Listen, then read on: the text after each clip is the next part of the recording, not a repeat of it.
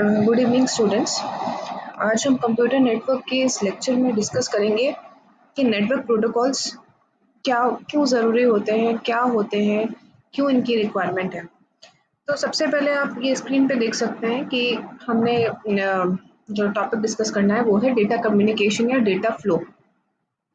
तो सिंपल भाषा में अगर हम डेटा कम्युनिकेशन को देखें तो डेटा एक जगह से दूसरी जगह यानी कि दो नोड्स के बीच में डेटा का एक्सचेंज होना डेटा कम्युनिकेशन कहलाता है। उन दो नोड्स के बीच में डेटा का कम्युनिकेशन होना जो नोड्स एक लिंक द्वारा आपस में कनेक्टेड है। तो ये बहुत सिंपल सा इसमें कॉन्सेप्ट है, कुछ भी कॉम्प्लेक्सिटी नहीं है। Data communication is simple exchange of data between two nodes. अब जब भी डेटा ट्रांसमिट होता है दो नोड्स के बीच में, वो तीन प्रकार से होता है। पहला है सिंप्लेक्स, सेकंड है हाफ डुप्लेक्स एंड थर्ड है फुल डुप्लेक्स। तो सिंप्लेक्स में यूनि डायरेक्शनल डेटा फ्लो होता है। यूनि डायरेक्शन मतलब एक ही डायरेक्शन में हो सकता है, जैसे कि आप इस डायग्राम में देख सकते हैं। सिंप्लेक्स जो सिंप्लेक्स डेटा का फ्लो है वो ये दे रखा है। ए पार्ट में एक सेंडर है और एक रिसीवर है। तो एक समय में सिर्फ डेटा सेंडर से रिसीवर पर ही जा सकता है, यानी कि हम कह सकते हैं जो लेफ्ट हैंड साइड वाला है, जो सेंडर है वो हमेशा सेंडर ही रहेगा और ये हमेशा रिसीवर रहेगा। सेकेंड टाइप का जो कम्युनिकेशन डेटा फ्लो मेथड है वो है फुल डुप्लेक्स मेथड। इसमें थोड़ा मिस्टेक है इस डायग्राम में। ये जो फुल डुप्लेक्स जहाँ लिखा है वहाँ हाफ डुप्लेक्स आएगा और जहाँ हाफ लिखा है वहाँ फुल आएगा, तो ये आप करेक्ट कर लीजिएगा।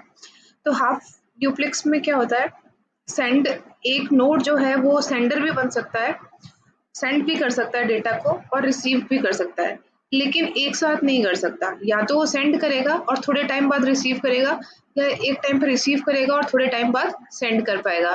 तो आप सेकंड नंबर बी वाले पार्ट में देख सकते हैं कि सेंडर एक नोड लेफ्ट हैंड साइड में है और ये राइट हैंड साइड में नोड है। तो ये लेफ्ट हैंड साइड वाला जो नोड है ये सेंडर का काम भी कर रहा है और रिसीवर का भी काम कर रहा है, लेकिन जब सेंड कर रहा है उस समय ये रिसीव नहीं कर पाएगा और जब रिसीव कर रहा है उस समय वो सेंड नहीं कर पाएगा। तो ये होता है half duplex method. Full duplex method में थर्ड पार्ट में देखिए आप, जो सेंडर है वो रिसीवर भी है और एक ही समय पे सेंड भी कर सकता है और रिसीव भी कर सकता है डेटा को। मतलब एक समय पे डेटा को सेंड कर रहा है और उसी समय पे इस डेटा को रिसीव भी कर रहा है। तो ये होता है फुल डुप्लेक्स। तो इसमें एक नोड ये है और दूसरा नोड ये है, तो दोनों नोड किसी भी समय डेटा को सेंड भी कर सकते हैं और रिसीव भी कर सकते हैं। हाफ डुप्लेक्स के अंदर दो नोड्स हैं, एक बार में एक नोड सेंडर बनेगा तो दूसरा रिसीवर बनेगा, लेकिन सेंडर भी बन सकते हैं और रिसीवर भी बन सकते हैं। सिंप्लेक्स मेथड में आपका सेंडर जो नोड है वो फिक्स है और रिसीवर जो नोड है वो फिक्स है। तो सिंप्लेक्स का उदाहरण मैं देखूं तो, सिंप्लेक्स मेथड का अगर मैं उदाहरण देखूं तो आपका जो कीबोर्ड है, कीबोर्ड से हम सिर्फ डेटा इनपुट करते हैं, कीबोर्ड डेटा को रिसीव नहीं करता है कभी भी। तो इस केस में जो सेंडर नोड है वो हमारा कीबोर्ड है और कीबोर्ड कंप्यूटर को डेटा भेज रहा है, तो जो हमारा कंप्यूटर है वो हमारा रिसीवर नोड हो गया। तो हमेशा कम्युनिकेशन का जो डायरेक्शन रहेगा वो सेंडर से रिसीवर की तरफ रहेगा, यानी कि कीबोर्ड से हमेशा कंप्यूटर की तरफ ही रहेगा, कंप्यूटर से कभी कीबोर्ड की तरफ नहीं आएगा। तो ये एक सिंप्लेक्स डेटा फ्लो का उदाहरण है।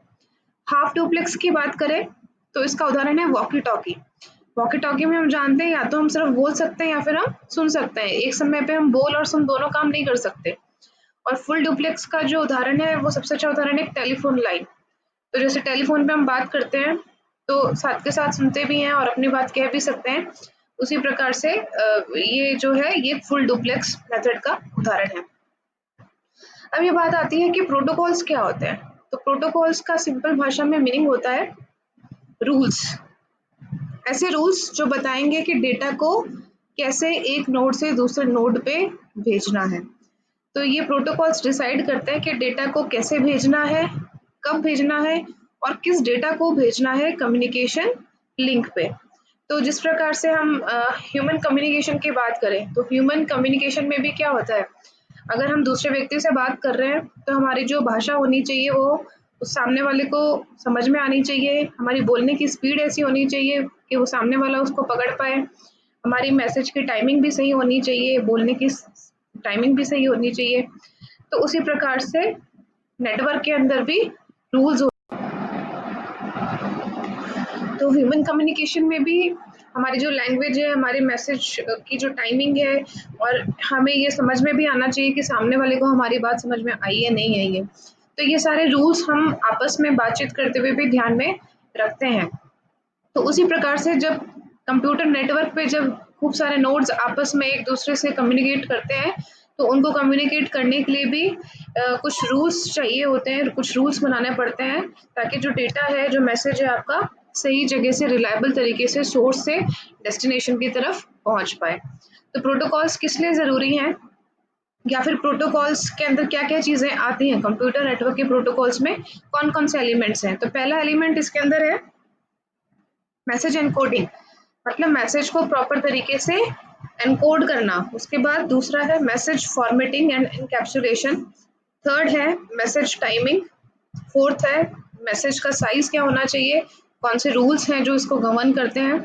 और फिफ्थ है मैसेज डिलीवरी ऑप्शंस, मतलब कि मैसेज को एक डेस्टिनेशन पे भेजना है या फिर खूब सारे डेस्टिनेशंस पे एक साथ भेजना है। तो ये सारे एलिमेंट्स हमारे कम्युनिकेशन के अंदर इंक्लूड होते हैं, और इन सारे एलिमेंट्स पे काम करने के लिए रूल्स बनाए जाते हैं, जिनको हम नेटवर्क प्रोटोकॉल्स कहते हैं। तो इनको वन बाय वन हम समझते हैं। मैसेज एनकोडिंग क्या होती है? मैसेज एनकोडिंग मतलब, देखिए, जब भी हम मैसेज को भेजते हैं तो एक सेंडर है और रिसीवर है, और इन दोनों के बीच में चैनल है। अब ये चैनल वायर भी हो सकता है, वायर्ड चैनल भी हो सकता है, या फिर वायरलेस भी हो सकता है। तो अगर ये किसी केबल के थ्रू, किसी वायर के थ्रू सेंडर और रिसीवर आपस में कनेक्टेड है, तो मैसेज सिग्नल्स के फॉर्म में हम भेज सकते हैं, इलेक्ट्रिकल सिग्नल्स के फॉर्म में हम भेज सकते हैं। लेकिन अगर बीच में चैनल जो है वो हमारा एयर है, वायरलेस मीडियम में जैसे कि होता है, अगर चैनल एयर का है तो हमें मैसेज को इलेक्ट्रोमैग्नेटिक वेव्स में कन्वर्ट करके फिर भेजना पड़ेगा। तो ये सारी प्रोसेस एनकोडिंग में आती है कि आप मैसेज को किस तरीके से भेजोगे, ताकि वो जो भी चैनल हम यूज़ कर रहे हैं उस पर वो प्रॉपर तरीके से पहुंच जाए। तो ये जो प्रक्रिया होती है इसको बोलते हैं एनकोडिंग। तो मैसेज को एनकोड करना, तो इसके अंदर भी कुछ प्रोटोकॉल्स, कुछ रूल्स का यूज़ किया जाता है। वो रूल्स कंप्यूटर नेटवर्क प्रोटोकॉल्स के अंडर में ही आते हैं। सेकंड, मैसेज की फॉर्मेटिंग एंड एनकैप्सुलेशन। तो फॉर्मेटिंग क्या होती है कि मैसेज को एक पर्टिकुलर फॉर्म में लेके आना। इसको हम ऐसे समझ सकते हैं कि दो लोग हैं, अगर वो अलग अलग लैंग्वेज के हैं, आपस में एक दूसरे की लैंग्वेज नहीं समझ पाते, तो हमें एक इंटरमीडिएटर की ज़रूरत होती है जो कि उनको आपस में लैंग्वेज कन्वर्ट करके बता सके, यानी कि उस मैसेज को, जो भी वो बात कह रहे हैं, उसको एक प्रॉपर फॉर्मेट में लाके लेके आ सके। तो उसी प्रकार से यहाँ कंप्यूटर नेटवर्क में भी मैसेज की फॉर्मेटिंग करना ज़रूरी होती है, ताकि कोई भी मैसेज है उसको हम एक सही फॉर्म में लेके आ सकें। इनकैप्सुलेशन का मतलब है कि उस मैसेज पे, जो भी मैसेज सेंडर ने क्रिएट किया है, उस मैसेज पे सेंडर, भेजने वाले का, और जो डेस्टिनेशन है, जो प्राप्त कर रहा है उस मैसेज को, उसका दोनों का सही एड्रेस होना चाहिए, सही आइडेंटिटी होनी चाहिए। तो वैसे तो हम आईपी एड्रेस जो यूज़ करते हैं वो इसीलिए होता है। तो आईपी एड्रेस का यूज़ करना मतलब इनकैप्सुलेशन ही होता है। तो इनकैप्सुलेशन का मोटे तौर पे अर्थ है कि सेंडर और रिसीवर की सही जानकारी मैसेज पे लगाना, वो होता है मैसेज एनकैप्सुलेशन। तो मैसेज एनकैप्सुलेशन के लिए भी अलग से रूल्स बनाए गए हैं। थर्ड है मैसेज साइज।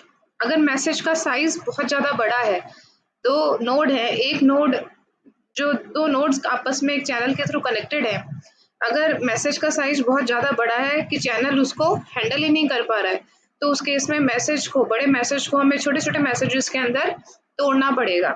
तो उसको तोड़ने के लिए, ब्रेक करने के लिए भी कुछ रूल्स बनाए गए हैं, कुछ प्रोटोकॉल्स बनाए गए हैं। तो वो सारे प्रोटोकॉल्स भी मैसेज साइजिंग के अंडर में आते हैं। फोर्थ है मैसेज टाइमिंग। कब आप मैसेज को भेजोगे और कितनी देर मैसेज को भेजने के बाद आपको वेट करना है, इन दोनों कॉन्सेप्ट पे भी प्रोटोकॉल बनाए गए हैं। मैसेज टाइमिंग, इसके अंदर दो पार्ट्स हैं। Flow control. फ्लो कंट्रोल कहाँ ज़रूरत पड़ती है फ्लो कंट्रोल की? जब आपका सेंडर और रिसीवर सेम स्पीड का नहीं होता, यानी कि मान लीजिए सेंडर तो बहुत तेज गति से डेटा को भेज रहा है, लेकिन रिसीवर उसको रिसीव नहीं कर पा रहा उस तेज गति से, या फिर सेंडर बहुत धीरे धीरे डेटा भेज रहा है और रिसीवर की स्पीड ज़्यादा है, तो रिसीवर काफ़ी देर तक खाली बैठा हुआ है। तो इन दोनों चीज़ों को मैनेज करना फ्लो कंट्रोल के अंदर में आता है। सेकेंड है रिस्पॉन्स टाइम। तो रिस्पॉन्स टाइम, रिस्पॉन्स तो फ्लो कंट्रोल में इस चीज़ पे ध्यान दिया जाता है कि सेंडर और रिसीवर जब सेम स्पीड के नहीं हो तो उन दोनों के बीच में हम जो मैसेज का ट्रांसमिशन है उसको कैसे कंट्रोल किया जाए ताकि जो मैसेज है वो लॉस ना हो। मान लीजिए अगर सेंडर 10 पैकेट भेजता है मैसेज के लेकिन रिसीवर एक ही पैकेट ले पाता है उस टाइम फ्रेम के अंदर, तो 9 पैकेट लॉस ना हो उसके उसके लिए हम कुछ रूल्स बनाते हैं, उसके लिए कुछ रूल्स तय करते हैं। तो वो भी नेटवर्क प्रोटोकॉल्स के अंदर ही आते हैं। उनका जो पर्टिकुलर नाम है, काम है, वो हम आगे वाले वीडियो लेक्चर्स में देखेंगे। इसके बाद response time out sorry response time out एक कंसेप्ट है। इसमें क्या होता है कि जब सेंडर डेटा भेजता है तो रिसीवर उसे मान लीजिए अगर सही सलामत रिसीव कर लेता है तो ये रिसीवर की जिम्मेदारी है कि वो एक सेंडर को एक्नॉलेजमेंट भेजे। एक्नॉलेजमेंट मतलब एक सहमति भेजे कि मुझे मैसेज सही सलामत मिल गया है। यदि एक्नॉलेजमेंट रिसीव नहीं होता है तो जो सेंडर है भेजने वाला है वो एक निश्चित समय तक वेट करेगा। तो ये जो इसको बोलते हैं response time out. Response time मतलब कितनी देर तक उसको वेट करना चाहिए। अगर वेट करने तक उस टाइम तक मैसेज नहीं मिलता है तो मैसेज को दोबारा भेजा जाएगा। अगर मैसेज उस टाइम ड्यूरेशन के बीच में एक्नॉलेजमेंट आ जाता है तो नेक्स्ट मैसेज भेजा जाएगा। तो इसको लेके भी कुछ रूल्स बनाए गए हैं। फिफ्थ हमारा जो पार्ट है वो है मैसेज डिलीवरी ऑप्शंस। मतलब मैसेज को हम कितने डेस्टिनेशन पे एक साथ भेजना चाहते हैं। तो मैसेज को 3 तरीके से हम डिलीवर कर सकते हैं। फर्स्ट होता है यूनिकास्ट। यूनिकास्ट मतलब जो सेंडर है वो एग्जैक्टली एक रिसीवर को डेटा भेजेगा एक समय पे। मल्टीकास्ट सेकंड जो ऑप्शन है हमारा डिलीवरी ऑप्शन है वो है मल्टीकास्ट। मल्टीकास्ट मतलब जो सेंडर है वो खूब सारे डेस्टिनेशंस को डेटा भेज सकता है एक ही समय पे, लेकिन सारे जो डेस्टिनेशन है उनको नहीं भेज रहा है। तो आप इस डायग्राम में देख सकते हैं जहाँ मैंने हाईलाइट किया हुआ है ये पोर्शन, ये मल्टीकास्टिंग को शो कर रहा है। मल्टीकास्टिंग में एक सेंडर है और 3 रिसीवर हैं, लेकिन सिर्फ डेटा 2 रिसीवर को ही भेजा जा रहा है, सारे रिसीवर्स को नहीं भेजा जा रहा है। ब्रॉडकास्ट में क्या होता है, जितने भी रिसीवर होते हैं उन सबको एक समय पे डेटा भेज दिया जाता है। जैसे यहाँ पे 3 रिसीवर है तो जो सेंडर है तीनों रिसीवर्स को एक साथ डेटा भेज रहा है। तो ये होता है ब्रॉडकास्ट मैसेज डिलीवरी। तो मैसेज डिलीवरी भी 3 टाइप्स की है, यूनिकास्ट है, मल्टीकास्ट एंड ब्रॉडकास्ट है। तो इनको हैंडल करने के लिए भी प्रोटोकॉल्स बनाए गए हैं। नेक्स्ट इंपॉर्टेंट कॉन्सेप्ट है टाइप्स ऑफ नेटवर्क। टोपोलॉजी अलग चीज होती है, टोपोलॉजी हम आगे पढ़ेंगे। जो नेटवर्क आर्किटेक्चर है उसकी बात कर रहे हैं यहाँ पे। पहला है peer to peer network, second है क्लाइंट सर्वर नेटवर्क। देखिए पीयर टू पीयर नेटवर्क में खूब सारे जो नोड्स होते हैं वो आपस में कनेक्टेड होते हैं, लेकिन उनको हैंडल करने के लिए कोई central computer, central administration unit नहीं होती है। तो जितने भी नोड्स आपस में कनेक्टेड हैं वो सारे एक समान होते हैं, इक्वल होते हैं। मतलब सबकी सेंडिंग और रिसीव करने की जो प्रिविलेज है, राइट है, वो बराबर है। मतलब किसी को इसमें कोई खास पोजीशन नहीं दी गई है। जैसे कि आप इस डायग्राम में देख सकते हैं, ये है पीयर टू पीयर नेटवर्क का उदाहरण। तो यहाँ पे ये 4 कंप्यूटर हैं, ये आपस में कनेक्टेड हैं और ये चारों कंप्यूटर की जो राइट्स हैं वो बराबर हैं, ये चारों कंप्यूटर्स बराबर हैं। लेकिन क्लाइंट सर्वर नेटवर्क में आपको नाम से ही पता चल जाएगा, खूब सारे क्लाइंट होंगे और उनको क्लाइंट को सर्व करने के लिए एक सर्वर होगा।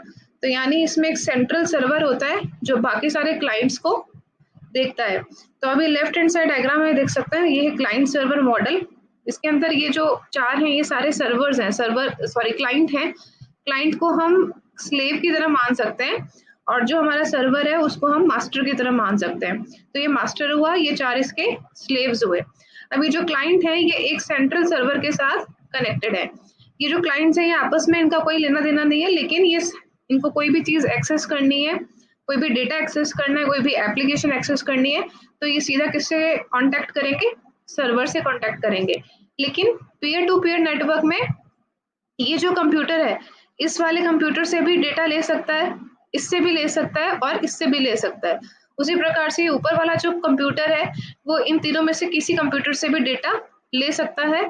तो क्लाइंट सर्वर और पीयर टू पीयर नेटवर्क में ये डिफरेंस है। तो क्लाइंट सर्वर नेटवर्क का सबसे बड़ा ड्रॉबैक ये है कि तो क्लाइंट सर्वर नेटवर्क का सबसे बड़ा ड्रॉबैक है कि क्योंकि सारे क्लाइंट एक ही सर्वर पे डिपेंडेंट हैं, तो अगर इस सर्वर में कोई प्रॉब्लम आती है तो सारा जो ऑपरेशन है वो ठप हो जाता है, या फिर हो सकता है कि जो सारे क्लाइंट्स को जो डेटा एक्सेस करना है वो एक ही सर्वर पे पड़ा हुआ है, तो इस केस में जो सर्वर है वो एक ओवरलोड कंडीशन में आ सकता है। दूसरा लेकिन एडवांटेज इस क्लाइंट सर्वर नेटवर्क का एडवांटेज ये है कि ये एक स्केलेबल नेटवर्क है। स्केलेबल नेटवर्क हमने पिछले लेक्चर में पढ़ा है। स्केलेबल मतलब आप अनलिमिटेड कितने भी क्लाइंट इसमें ऐड कर सकते हो, तो भी नेटवर्क के ऑपरेशन में, नेटवर्क की एफिशिएंसी में कोई फर्क नहीं पड़ेगा।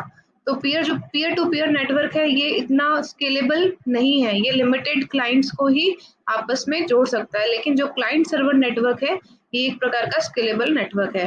तो यदि हमें बहुत सारी नोड्स को कनेक्ट करना है, तो उस केस में क्लाइंट सर्वर नेटवर्क जो है वो ज़्यादा सही है। तो ये हमने आज प्रोटोकॉल्स के बारे में पढ़ा कि प्रोटोकॉल्स क्यों ज़रूरी है और कहाँ-कहाँ कंप्यूटर नेटवर्क में प्रोटोकॉल्स की ज़रूरत पड़ती है। आगे आने वाले लेक्चर में हम नेटवर्क टोपोलॉजीज़ के बारे में पढ़ेंगे। Okay, thank you.